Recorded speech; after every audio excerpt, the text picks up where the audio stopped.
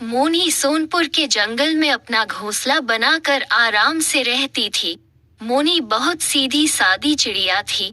उसके सीधेपन का सभी पक्षी फायदा उठाया करते थे और पीठ पीछे उसकी बुराई करते थे और उसे बहुत बुरा भला कहते थे। एक दिन कालू कौवा उसके घर आया। मोनी, तुम बहुत सीधी और दयालु चिड़िया हो, वरना तो जंगल में कोई भी पक्षी ऐसा नहीं है कि उससे मदद की कोई उम्मीद भी की जा सके। क्या बात है कालू, तुम्हें क्या मदद चाहिए? दरअसल मेरे घर की हालत बहुत खराब है। मेरे घर की छत टूट चुकी है और बरसात में मेरे घर में पानी भर जाता है। तो मैं बरसात के मौसम में तुम्हारे घर में रह सकता हूँ। हाँ हाँ, क्यों नहीं, ये भी कोई पूछने की बात है। तुम इस बरसात में मेरे घर पर रुक जाओ, फिर बरसात बीत जाने के बाद तुम अपने घर की मरम्मत कर लेना। ठीक है मोनी, तुम्हारा बहुत बहुत धन्यवाद। अब से मैं यहीं रहूंगा।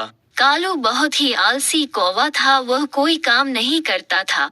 वह बस खाता और पूरा दिन सोता रहता। मोनी ने सोचा, चलो कुछ दिनों के मेहमान से क्या काम करवाना। मोनी खुद कालू के सारे काम कर दिया करती थी। कुछ समय बाद बारिश का मौसम बीत गया। एक दिन वह कालू के पास गई।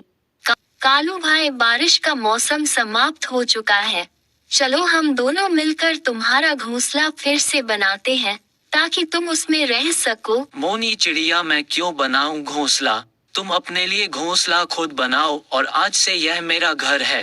खाली कर दो इसे। तुम्हारा घर? यह क्या कह रहे हो? ये तो मेरा घर है। देखो मोनी, यह मेरा घर है। मैं तो यहाँ से कहीं नहीं जाने वाला। तुम अब यहाँ और नहीं रह सकती। तुम पर तरस खाकर मैंने तुम्हें बरसात में रहने दिया। अब तुम्हें जाना होगा। कालू कौवा धक्के मारकर मोनी को घर से बाहर निकाल देता है। अरे कालू, क्या कर रहे हो? मोनी को उसके घर से धक्के मारकर क्यों निकाल रहे हो?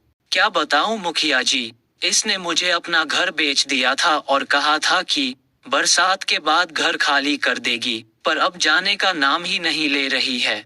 नहीं, ये कालू झूठ बोल रहा है।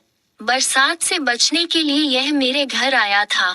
झूठ क्यों बोल रही हो मोनी चिड़िया? मैंने अपना पुराना घर सुंदरी कौवी को बेचकर तुम्हें पैसे दिए थे। हाँ हाँ, मैंने कालू से उसका घर बरसात के पहले ही खरीद लिया था। मोनी, तुमसे ऐसी उम्मीद नहीं थी। जब तुमने घर के पैसे ले लिए हैं, तो तुम्हें घर खाली कर देना चाहिए।